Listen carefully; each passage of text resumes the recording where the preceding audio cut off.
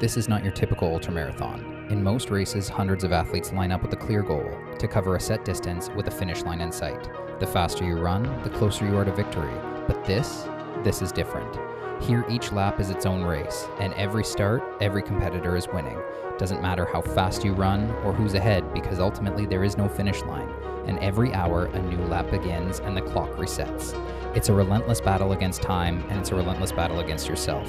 One loop every hour until only one remains, the last man standing.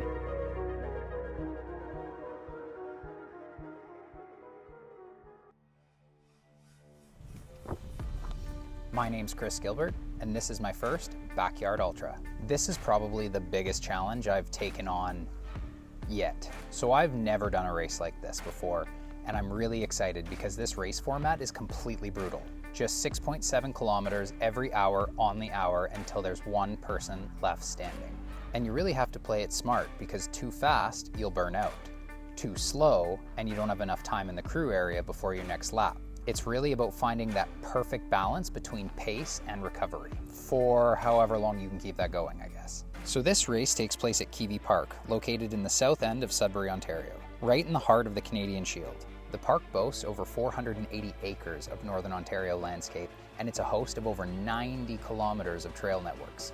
Fun fact, Kivi actually means rock in Finnish. The BB Ultra is actually hosted by the Bush Bitches, and they've laid out a 6.7 kilometer trail, a challenging system of rolling hills, some pretty technical terrain spots, and then a bunch of flat running stretches. So my goal going into this race is really about testing my limits and seeing how far past my previous best of 50 kilometers I can run.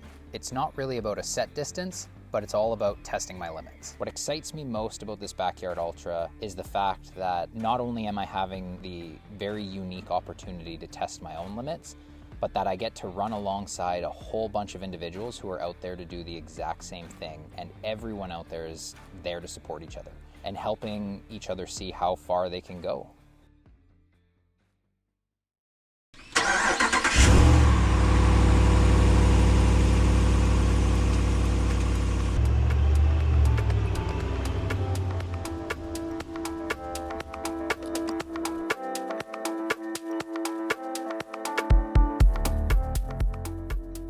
As we headed into town, the excitement was building as our Backyard Ultra adventure was about to begin. But before the race kicked off, our focus was on the final preparations and getting everything sorted at the venue for the day of racing that was to come. Once we arrived, the first task was setting up our base camp. We had set up 2 sturdy tents for our shelter, and then we added a few tarps to create a cozy and private space that we could retreat to later on in the race. One tip that I learned in prep for this Backyard Ultra was that it's absolutely crucial to have a comfortable spot to rest, refuel, and reset between laps, especially when planning for the long haul. With everything finally in its place, the camp and crew felt ready to take on anything that the day had in store for us. As the race started, the atmosphere was electric. You could tell as everyone got lined up on the start line, the spectators, even the volunteer staff were ready to see everyone go. So I was just saying thank you so very much for all of you. Incredibly honored to have you here as guests. So we are going to be ruthless. When the horn sounds, if you have not entered the corral, you're DNF. Don't run too fast. You're here for a long time. Not a good time. Have fun, runners. 20. Countdown. 10. 9, 8, 7, 6, 5, 4, 3, 2, 1.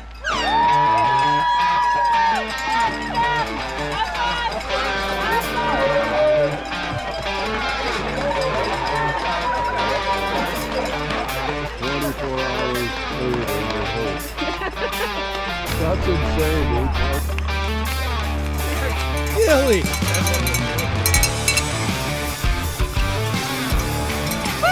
10 on 10, that first lap. That felt great. My crew was the biggest support system. Every lap we'd come running in and they'd check in on me, they'd get all the gear that I needed set up, they'd make sure that I was on top of my hydration, my supplementation, and any food that I wanted to eat, and then they were there to be my cheer squad as I headed back out on course. See you next lap. See ya.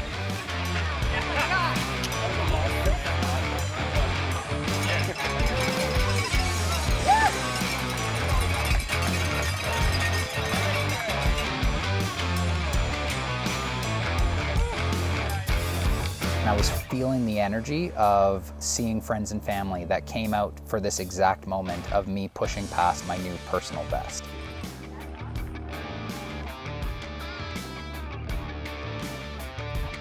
Come on, Chris, you got this. Another one, almost done. Yeah! Woo!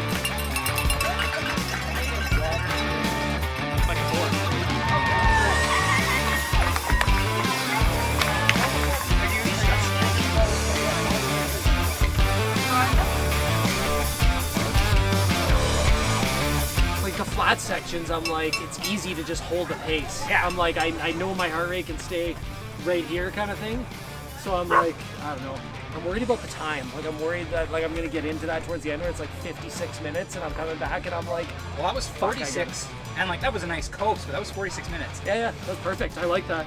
How long can it stay like that? All day. All day. We're dying out here. We're getting weird today. We are getting weird today.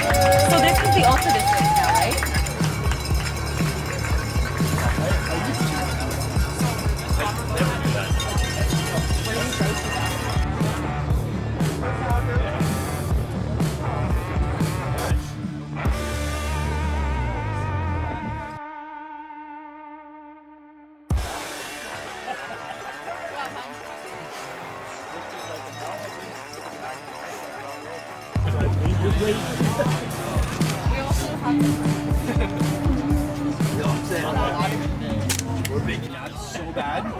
I was like, this isn't good. The bottle? Just rub it everywhere you'd sit a bike seat on. Like...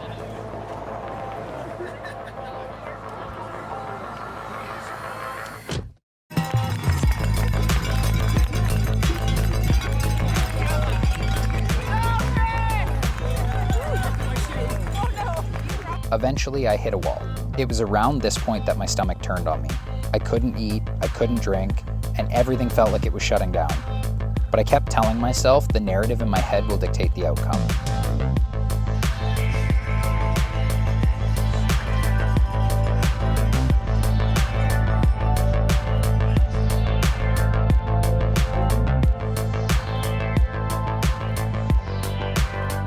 So my wife actually surprised me by bringing a whole bunch of video messages from friends and family who couldn't make it to the race, and she waited until I was really feeling it, and she bust them out on her phone, and I'm just going to play a few of them here for you. Hi Siege, Graham and I just want to wish you the best this weekend on your run.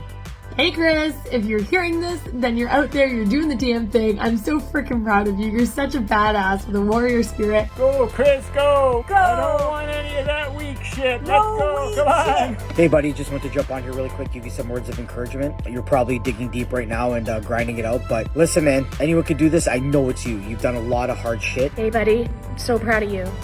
I know that you're probably getting in your head right now. I know that it's probably getting tough, but what would you tell me? You'd be telling me to get back out there. You'd be telling me to get one foot in front of the other and just keep moving. So after watching these messages, I felt just this new wave of encouragement, and that really kept me going back out for another lap.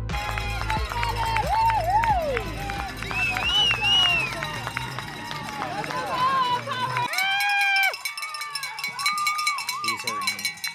You got this. You got this, Josh. Keep it up. Another lap done.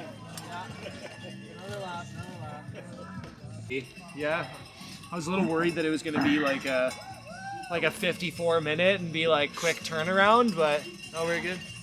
10 laps. So is that where we're at?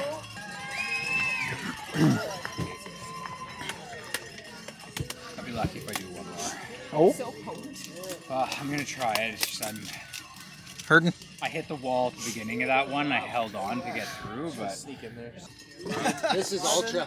Dude, we're gonna hit another 2 or 3 walls before that hundo. At least. Loosen. We're still going. Still going. Sun is setting. Please, headlamps are required. Turn them on when you feel comfortable, but they are required on this lap. Make sure you got a headlamp with you. 34 seconds remaining. 30 seconds remaining. 4, 3, 2, 1.